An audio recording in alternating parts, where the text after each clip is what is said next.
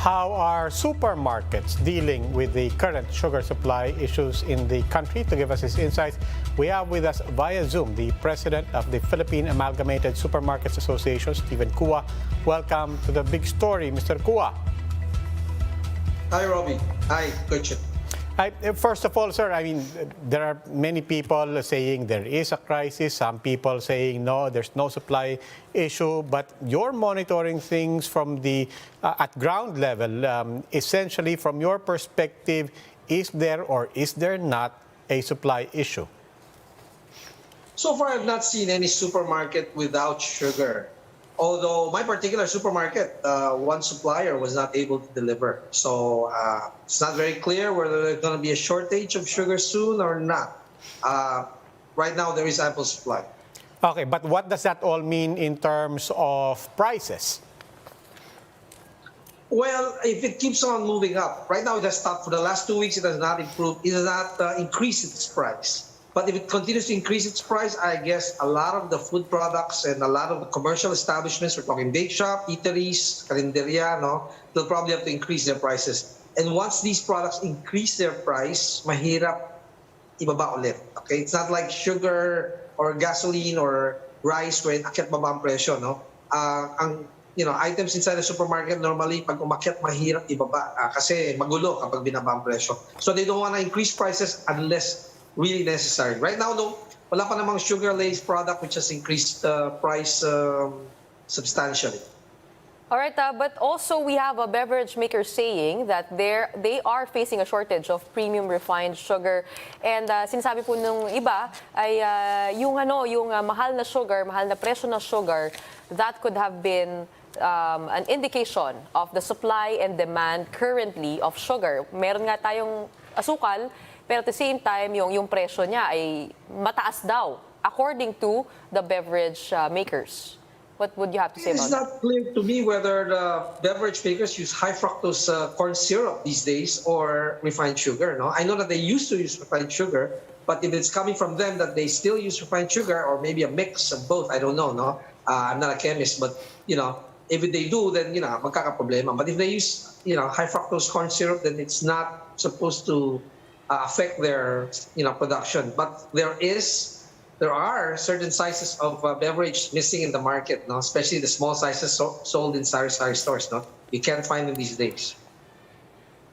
Okay, we've heard on the question of supply in general, and you have your perspective on it, pero narinig din po natin, but that something's going on with the sugar. If it is in fact there, getting to the consumers, or even for that matter, getting to the producers in the supply chain, where are the bottlenecks and where are the potential things that government could be looking at? The price of sugar has gone up by 40% during the last 2 months, from June 1 until start of August. However, with the 100 peso per kilo price, the last 2 weeks, the way we see it, it's all politics right now and not economics moving because prices have not gone down or have not stopped. It has probably stabilized at 100 plus per kilo, but that's way too high, what SRA wants at 70 pesos per kilo, no? So everybody's just waiting. Consumers, retailers, even suppliers, I guess, are waiting for the millers to either the millers or is it going to be imported? As long as prices should go down so that it doesn't affect the other products which use a lot of sugar. We're talking ice cream. We're talking there are lots of products which use refined sugar. Now, very quickly, you did mention the I word. Kaya po sumingaw yung issue na yan. Doon sa question, for everything that has been said, was it right or wrong to order this bigger importation quota of sugar? I guess the answer there is looking for the sweet spot, balance, yeah, where you can, where you probably need to add some supply, imported supply, so that to stabilize prices, But if there really is sugar in this country, get them out. The millers, after they pass it on to the middlemen, the sugar traders should be able to come up with the sugar if there is sugar, so that there's no need to import, Kasi, import is quick fix. It'll always ruin the supply, in the end, And If they say that harvesting of sugar is, I think, September, I don't know, but that's what they said. If that's the case, you still can't produce the sugar out of sugar cane, not immediately, right? So there has to be some stopgap measure or short-term relief, no, which is importation. Okay, sir, na-mention nyo na po no, that politics is the one pushing the prices up and not economics. With the Senate and House probing into this matter, what issues would you like them to focus in on?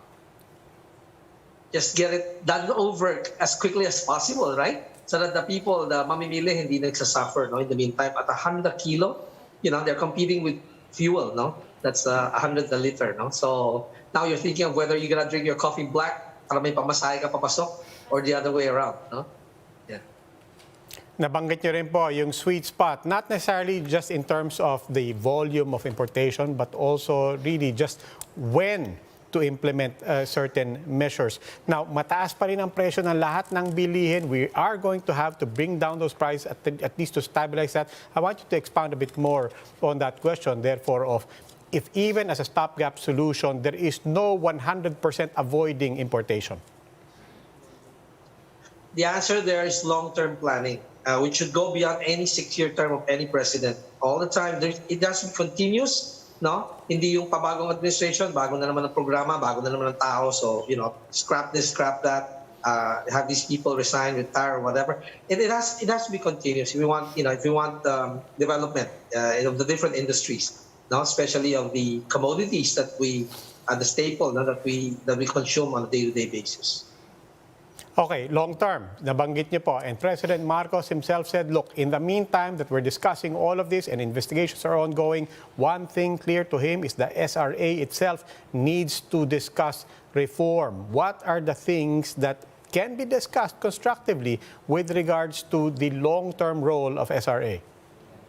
Well, I hope that what Senator Tolentino says is true, that you're going to get to the bottom of this, no? Kasi yun na nga, when politics gets in the way, when we're talking about influence, no? When influence gets in the way, we make the wrong decisions, no? And when we make the wrong decisions, when government makes the wrong decisions, everybody catches a cold, right? I mean, everybody, may COVID na tayo, may monkeypox pa, and then this, no? So I think, we have to really himayin, no, the small problems that we have, because patong-patong na, we get so entangled on a day-to-day basis, we don't know which one to start fixing, which problem to start fixing.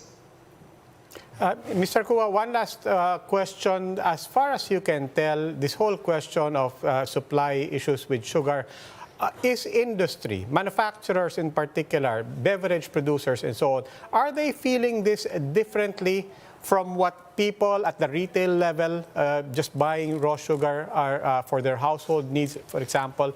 Is industry and our consumers feeling this in different ways? I would tend to think so. Mahaba PC ng industry, di ba? So I guess they still have stock, no? It's just that it won't last, as long as they want it to, no? Pero for the household, everybody's shifting from refined sugar to washed or to brown sugar, and from half a kilo, they're shifting to 1/4 kilo, just to make sure it's in the grocery basket.